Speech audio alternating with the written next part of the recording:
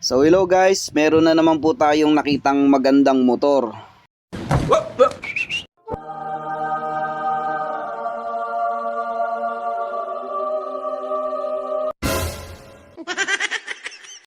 Grabe guys, ang ganda ng motor na to. Siguro lasinggero may-ari nito.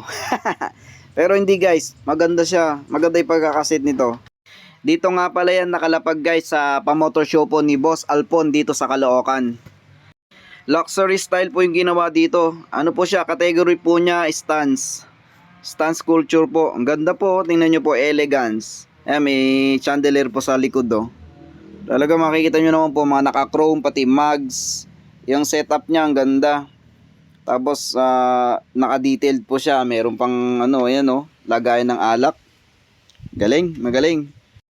Meron na naman po tayong nakitang kakaibang set ng motor.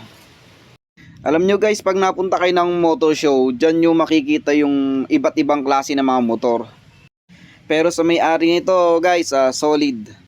Kumbaga binigyan niya ng passion yung pagkakaset ng motor niya.